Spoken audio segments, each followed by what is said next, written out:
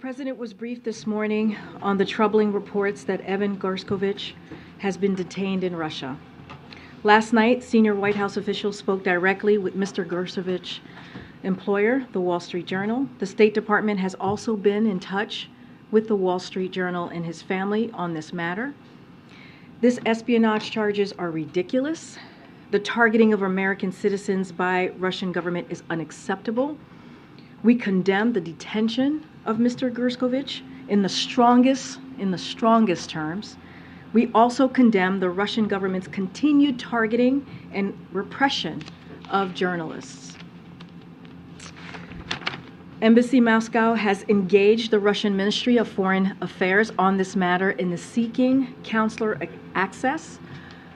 I want to strongly reiterate that Americans should heed the U.S. government's warning to not travel to Russia.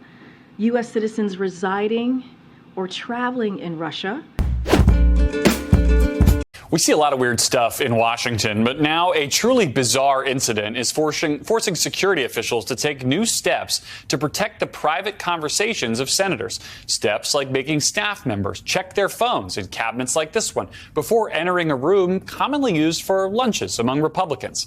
It's all because earlier this month, a contract employee was arrested for allegedly secretly recording audio from a closed-door Republican lunch meeting. The wiretapping charge against a 25-year-old Maryland man was later dismissed. NBC's Julie Sirkin is here with me for more on this NBC News exclusive that we reported out together with our colleague Frank Thorpe. So, Julie, a lot of weird details in this story. Walk us through them and what other steps security officials are now taking.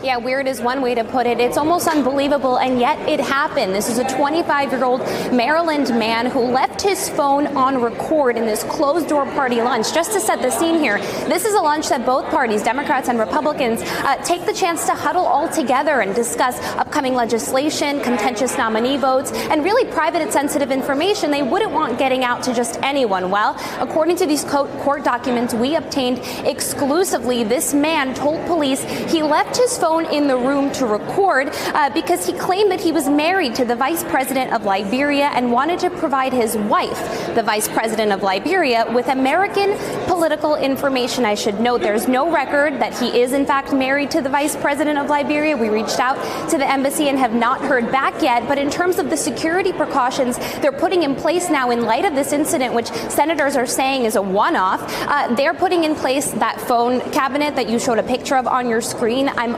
also told by two officers that they're now wanding down all of these contract employees before they enter the room. And these employees, including this 25-year-old man, they were contract employees of a company that essentially provides staff for food service, for bartending services here in the Senate. These events that happen all the time that now senators and staff and officers. There's a third theory out there that I personally think has some traction, and it's got to do with Alan Weisselberg, the Trump Organization's former chief financial officer, who's currently serving a 5-month sentence at Rikers after pleading guilty to unrelated tax fraud charges. This is from the New York Times last month. Quote, Manhattan prosecutors this week warned that they might file new fraud charges against Alan Weisselberg, a longtime top executive at Donald Trump's real estate business, increasing pressure on Weisselberg to cooperate in a broader investigation into the former president, end quote. Weisselberg's an interesting story. He was one of Donald Trump's closest confidants all his life. He's due to get out of jail next month, so if someone's trying to pressure him to testify against Trump, now's the time. Our colleagues at WNBC have also confirmed tonight that Weisselberg's attorneys, Nick Gravante and Mary Mulligan, who were being paid for by the Trump Organization to represent Weisselberg, are no longer representing him. It's a big deal, one that could potentially explain the delay. All right, a lot of questions here for a guy who knows nothing about the law. Joining us now is Karen Agnifilo, former Chief Assistant District Attorney for the former Manhattan District Attorney Cy Vance. Karen, thank you for being here. I'm very intrigued by the fact that Alan Weisselberg no longer is being represented by those lawyers. Tell me what that means, because that is interesting. We worked to confirm this through the course of the day. These are the two lawyers who have represented him through this case. And he's a remarkable story because this is a guy who, at his advanced age, decided he was going to go to jail and not cooperate. I'm sure they gave him all sorts of options to not go to jail, and he's in jail now. So tell me what this means that his lawyers are not representing him. It could mean one of two things. Number one, the case is over, and doesn't need the lawyers anymore. They were just representing him on that one case. Or more likely, I think, is there was this pressure campaign put on him saying, while he's in Rikers, do you like being there? Because we're about to bring other charges. And if he testified in the grand jury, you wouldn't necessarily know it because he'd be brought in through the back door because he's incarcerated. Right. So just unlike the other people who either, like Michael Cohen, who tells people that he testified, or Bob Costello, who tells people that he testified, other witnesses, we know about them because we see them going in and out of the building. You wouldn't necessarily see Alan Weisselberg. So it's possible he's already testified. We just don't know. Now, he probably wouldn't, he'd have a lawyer of some sort, right? Would we know about that? No, we would not know about that necessarily. If he didn't tell us. So, exactly. Right. Because it's all secret. But it is interesting that those lawyers that were paid for by the Trump organization, if he is cooperating, that would make sense why the Trump organization is no longer going to pay for his lawyers.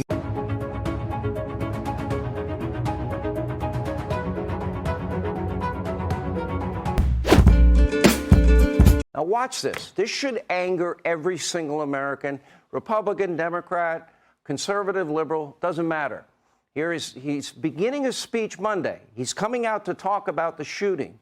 We have 6 dead people. 3 of them are 9 years old. Here's your president. My name is Joe Biden. I'm Dr. Joe Biden's husband. And I ate Jenny's ice cream, chocolate chip. I came down because I heard there was chocolate chip ice cream. By the way, I have a whole refrigerator full upstairs. You think I'm kidding? I'm not. I came down for the ice cream, telling jokes. Now, following the remarks, Biden continued to joke and laugh when asked about the shooting. Take a look. I believe that Christians were targeted in a Nashville school shooting. Do you believe that Christians were targeted? I have no idea. Josh Hawley believes they were. What do you say to that? Well, I probably don't. This morning, we're watching some new legal maneuvers from former President Trump's legal team. They are appealing a federal judge's order for some former top aides, including White House Chief of Staff Mark Meadows, to testify before the federal grand jury investigating the January 6th attack. NBC's Vaughn Hilliard has been following this story for us. So, Vaughn, a new move here, but an old move in terms of the Trump legal playbook. What do we know about this appeal and the latest on former vice president testifying? He is going to be in Washington tonight. Right. We'll see how long this ultimately plays out. We now have an appeal from Donald Trump to keep the testimony of Mark Meadows and these 7 other key aides from testifying. And these are individuals who will have a treasure trove of information. If we're talking about Mark Meadows specifically, he was with Donald Trump on January 6th and, of course, in the weeks leading up to it. It was Cassidy Hutchinson, who was, of course, the aide to Mark Meadows, who testified to the January 6th Select Committee, and we would expect that she has provided similar testimony to the special counsel's office, that it was Mark Meadows that just days before the January 6th attack, in which Cassidy Hutchinson said, quote, things might get real bad on January 6th. And the testimony that Hutchinson provided as to information that Meadows is aware of is going to be key to the special counsel. Exactly when the appeals court would be able to rule on this, it is not clear at this time. But as for Mike Pence, of course, this is another individual who had direct conversations with, of course, Donald Trump, even just hours before he arrived to the U.S. Capitol on January 6th to conduct his business as the Senate president. Take a listen to Mike Pence just yesterday in Iowa talking about his own appeal from having to go before the special counsel's grand jury. Take a listen. Well, as I said, I'll be in Washington, D.C. later this week, and I'll be meeting with my counsel at that time, and we'll review the judge's decision, and we'll determine the best way forward. But again, I have nothing to hide. I believe we did our duty under the Constitution on January 6th. Garrett, Mike Pence said that he would be meeting with his counsel in Washington, D.C. over the next day or two to determine the extent to which they should seek an appeal. If the appeals court were to not rule in any of these individuals' favor, of course, this is the sort of testimony that the special counsel's office. And say what you will about the big guy, but he has a way of making himself the center of every story. So I was sort of raised in the Puerto Rican community at home. I got my education for real in the black church. And that's not hyperbole, it's a fact. I probably went to shul more than many of you did. I used to drive a tractor trailer. I became a professor at the University of Pennsylvania. Joe Biden may be the first black Puerto Rican Jewish truck driving professor president, but believe it or not, there's even more to the story of Joe Biden. Listen to this.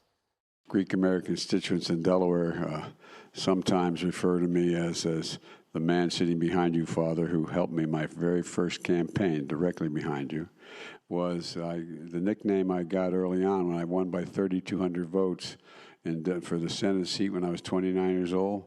It was because I started calling me Joe Bidenopoulos because, oh, you think I'm kidding. I'm not joking.